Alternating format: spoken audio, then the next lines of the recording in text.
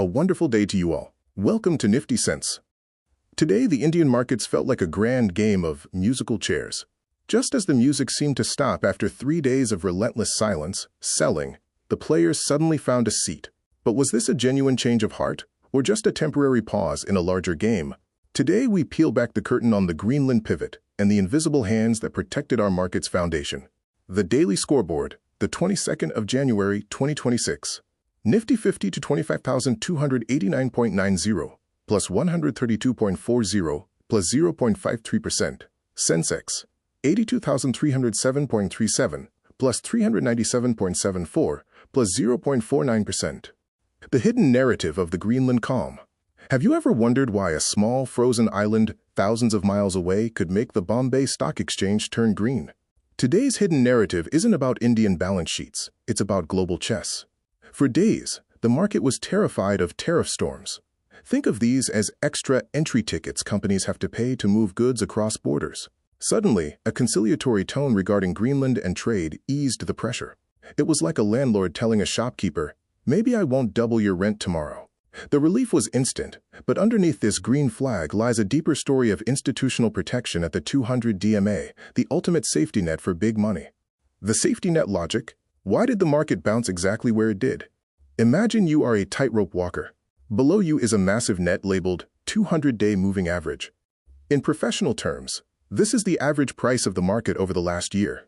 The rebound effect. After 3 days of sliding, Nifty touched this net at the 25,150 to 25,200 zone.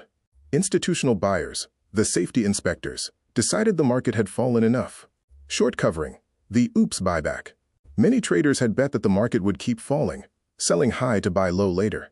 When the market refused to go lower, these traders had to buy back their positions quickly to avoid losses. This is like a crowd of people rushing to a store at once, naturally pushing the price up. Sectoral pulse, the engine room. The market isn't one giant block, it's a series of different engines. Some were roaring today, while others were leaking oil. Top 3 gaining sectors. Media, plus 2.39%. Like a sleeper hit movie, this sector surged on fresh demand. PSU banks, plus 2.34%. The infrastructure backbone of the country saw heavy accumulation. Pharma, plus 1.0% plus, acting as the market's health insurance during volatile times. Top 3 losing sectors Eternal/specialty chem, minus 2.5%, facing a structural weakness in pricing power. Consumer durables red. Investors are worried about the cost of living slowing down fridge and AC sales. Realty, red. High interest rates are making the monthly EMI feel like a heavy backpack. Institutional flows, the tug of war. FII, foreign institutional investors. Net sold 2,550 crore rupees. DII, domestic institutional investors. Net bought 4,223 crore rupees. Think of FIIs as global tourists who are currently packing their bags because they see better weather elsewhere. However, the DIIs, our local residents, are buying up the property the tourists are leaving behind. The institutional footprint today shows that local money is now the primary guardian of our market's wealth. Green flag deep dive, the power players. Stock 1. Bharat Electronics, BEL, the order shield. Observation, shows massive relative strength, gaining nearly 3.8% on high volume. Value moat BEL is like a company that builds the locks and security cameras for a whole country. Their order book, the list of work they are already paid to do, is bulging. Since the government is their main customer, they have recession insurance. The government doesn't stop spending on defense just because the stock market is jittery. Stock 2. Dr. Reddy's Laboratories, the global chemist. Observation, entered an accumulation zone with a massive 5.3% jump. Value moat. Imagine a pharmacy that figures out how to make expensive brand-name medicines much cheaper for everyone. This is their biosimilar strategy. By launching world-first versions of complex drugs, they aren't just selling pills, they are capturing a market where others cannot compete. The dark horse, metal and steel. While everyone was looking at the shiny tech and bank stocks, the metal sector was quietly showing signs of a, quote, base formation. Despite the overall index being red earlier this week, stocks like Tata Steel, plus 2.7%, and APL Apollo showed quiet accumulation. The logic, metal, is the bread and butter of development. If the world stops fighting over tariffs, the builders start buying steel again. The smart money is betting on a trade peace before it even happens. The dark horse, decoding the silent accumulation. In the world of senior fund management, a dark horse isn't just a lucky winner. It is a sector that exhibits divergence.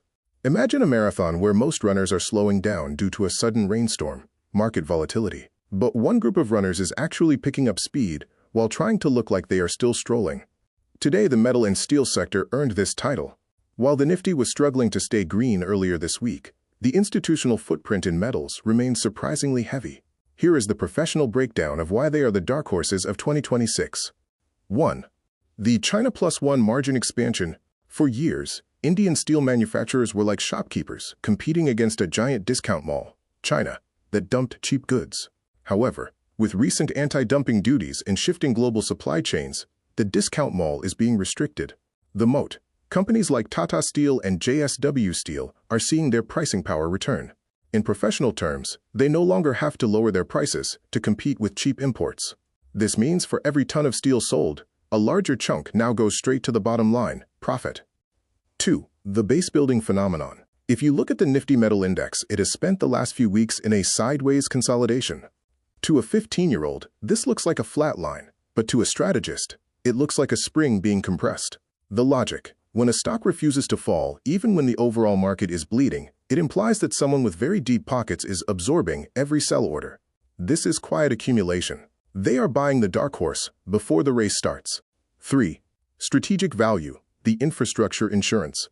As we approach the 2026 union budget, the expectation for CapEx, capital expenditure, is high. The government is essentially the biggest construction manager in the country. Why it's a dark horse? Most retail investors are distracted by shiny AI or tech stocks. Meanwhile, BEL Apollo, the leader in structural steel tubes, is reporting record sales volumes, over 9 lakh tons this quarter. They are the Lego blocks of modern India, used in airports, warehouses, and solar plants. Stock/sector.